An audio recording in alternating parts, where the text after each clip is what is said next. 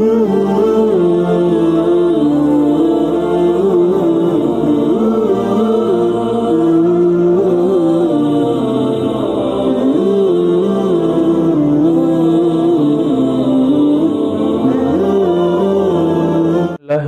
الرحیم۔ آج ہم اپنے بھائی محمد کے ایک سوال جو تقدیر کے متعلق ہے اس کا جواب عرض کریں گے، جو سوال عام طور پر بھی بہت کثرت سے کیا جاتا ہے۔ وہ سوال یہ ہے کہ جب اللہ تعالیٰ نے ہر چیز کو لکھ دیا ہے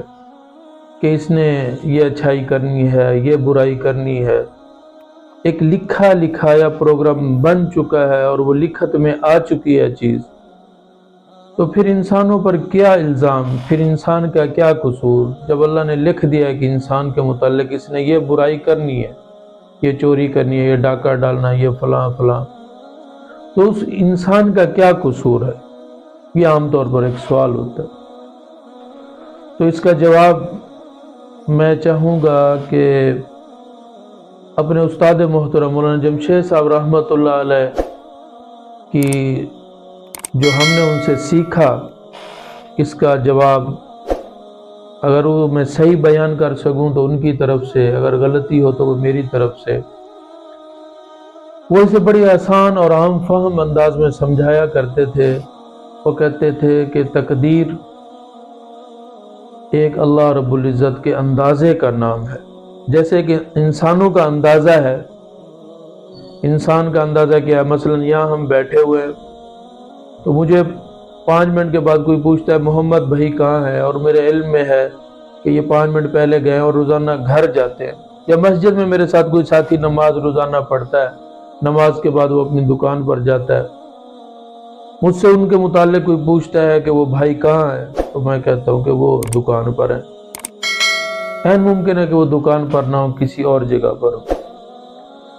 تو انسانوں کا اندازہ غلط ہو سکتا ہے، لیکن اللہ رب العزت کا اندازہ غلط نہیں ہو سکتا،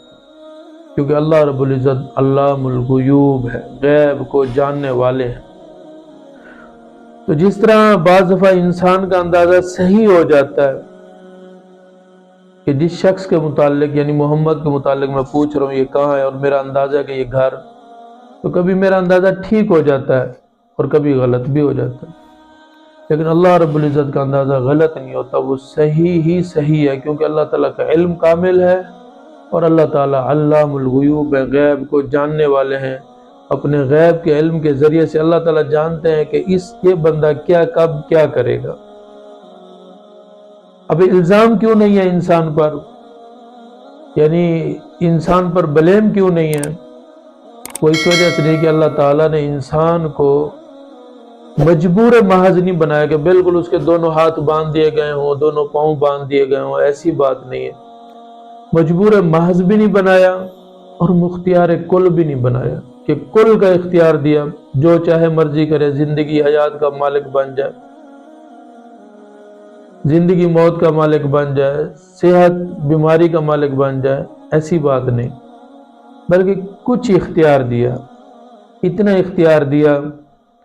کہ اختیار کل بھی نہیں دیا اور مجبور محض بھی نہیں بنایا کہ ایک قدم تو اس کا زمین پر ہے، دوسرا اٹھا کے چاہے سیدھے راستے پہ رکھ لے چاہے الٹے راستے پہ رکھ لے۔ تو یہ اگر کوئی نیکی کرے گا تو اپنے ارادے سے کرے گا، اپنے اختیار سے کرے گا، اس لیے نفع بھی اس کی ذات کو فائدہ ہوگا، نقصان بھی اسی کی ذات کو ہوگا، انسان کو۔ تو خلاصہ کلام یہ ہوا کہ انسان پر برائی کا الزام آئے گا، اگر وہ برائی کرے گا تو اللہ تعالیٰ نے اس کے لیے جیل خانہ بنایا، نیکی کرے گا تو اس کے لیے اللہ تعالیٰ نے مہمان خانہ تیار کر کے رکھا ہے،